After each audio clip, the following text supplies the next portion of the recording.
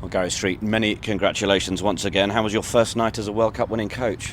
Interesting. No, we had a great night when we came back. We had a lovely time at the supporters pub on the way back. We stopped the coach, and we've got a huge support over here, and it was just great to mingle with everybody and some great ex-England internationals who both have won the World Cup 20 years ago, and some who been in finals. So yeah, it was a pretty good night.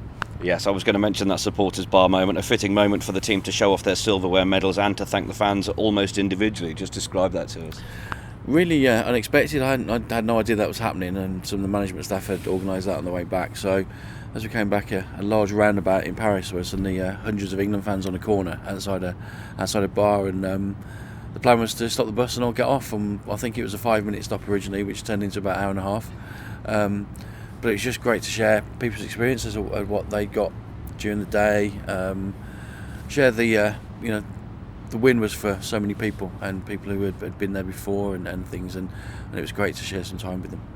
You've been involved in women's rugby since 1993, the national women's side for 13 years and head coach since 2007. There have been many talented players who've tried and failed to reach this point. What is it about this group of 27?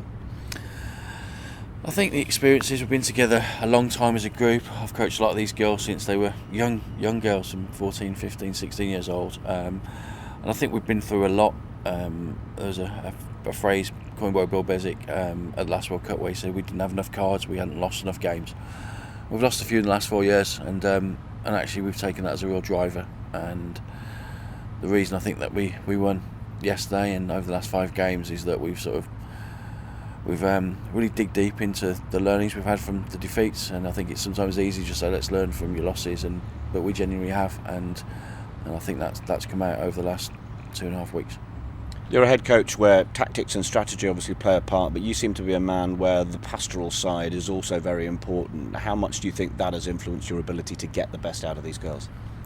Yeah, the role of head coach has changed a lot. I think it's not just about the stuff on the pitch these days. As a head coach, there's a huge management staff which have been absolutely outstanding here. So, and 26 players and 27 with an injury to Lydia Thompson.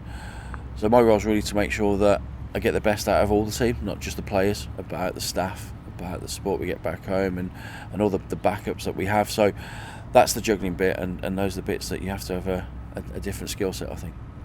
Women's rugby is on the national front pages as a result of this team's hard work. How pleased are you that 4 years on from 2010, when great strides were made, women's rugby seems to have scaled even better heights?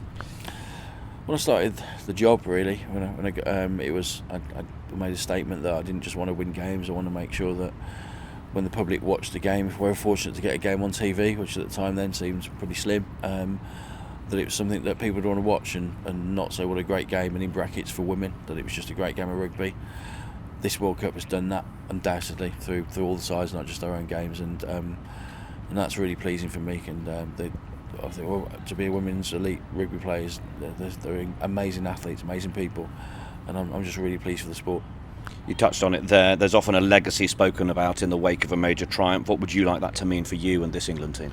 I think for us just to kick on about the publicity that we've had and the standing in the game. So it was interesting last night. I'd cleared my email box before the game yesterday, and I got home to 570 emails. I think we just want to make sure that what we've done so far, that we don't lose that now, and the game kicks on, and not just in England but globally. Sevens is huge and fantastic, and I think the fact it's in the Olympics for women's sport is brilliant, but the 15-a-side game is amazing as well, and the test match in front of 20,000 people, shown with 2 million people watching in France and the worldwide audience on top of that, it's an amazing sport, and we need to make sure we grab that and carry on.